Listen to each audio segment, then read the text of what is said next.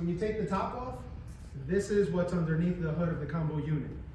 Here is where we have the blower fan assembly. So this is the part that's going to generate 3,500 RPMs of airflow that's going to go down into the machine and then recirculate back. This right here, this plastic box over here, that's your heat pump. And behind this area is your compressor. So here's your piping, your copper tubes, all that stuff.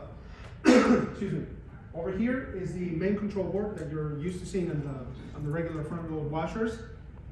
And behind the area, behind over here, is where your inverter PCB is at.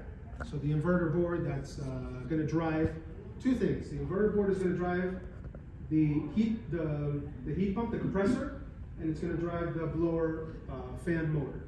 All right, so please remember that. The inverter board drives the compressor and the fan motor. The main control board controls water valves, drain pump, everything else. And of course, way below, you have the board that drives the motor that turns the basket. Okay, with the puller. All right. So that's essentially what's underneath the hood. Now let's talk about how the unit operates in terms of the heat pump.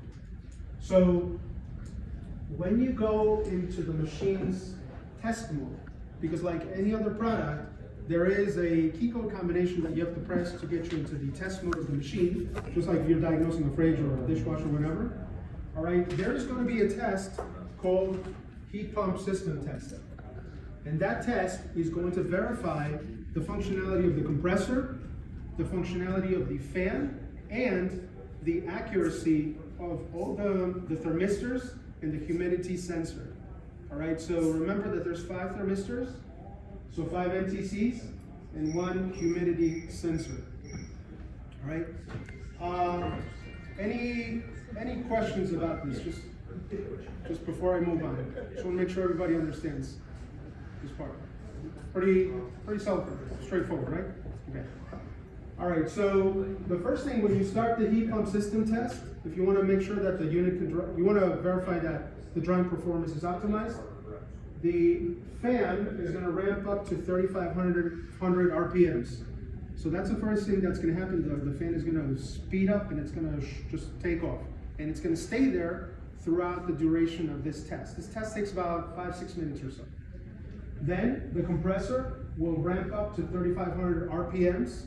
And that, by the way, these values are going to be displayed on the screen. So right now we can see, I know it's probably hard for you to see from back there, but the compressor is at 3,592 RPM.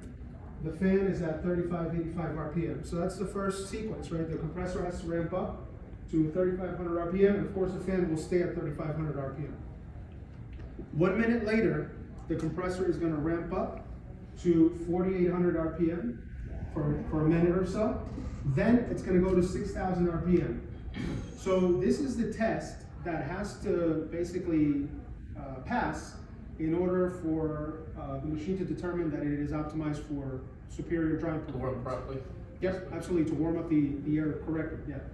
During this whole time that the fan is running and the compressor is running, the thermistors, all right, these NTCs right here, are going to change in value. They're going to start to go up. So the display is going to show you NTC 1, NTC 2, 3, 4, 5, and also the relative humidity value. Now, I don't want you to get too hung up on the values, okay? This is all I need you to know.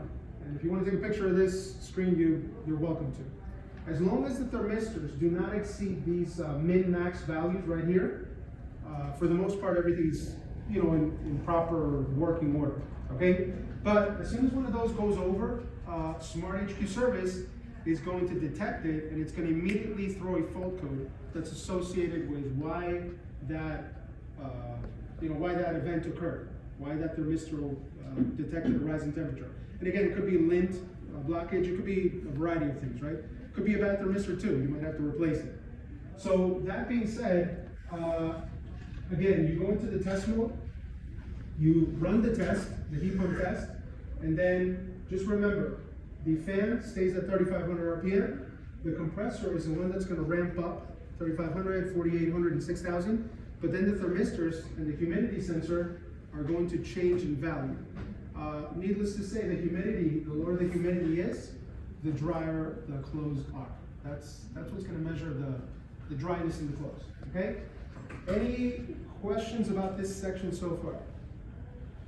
Pretty straightforward, right? So little quiz. What's the speed that the compressor is going to start out at? 35. Okay. Is that going to change? Yes. Okay. What's the speed that the fan is going to start at? 3,500. Is that ever going to change during this test? No, it's going to stay consistent. Good. You got this. All right. As long as you remember the NTCs that they don't go over or below, and of course you can see on your application, then that'll tell you what potentially Those values on your app. Yeah, it shows the values and it graphs them too. So it's kind of cool. I'll show you in a second. I mean the limits, like the 50 to 212. Is that on there somewhere?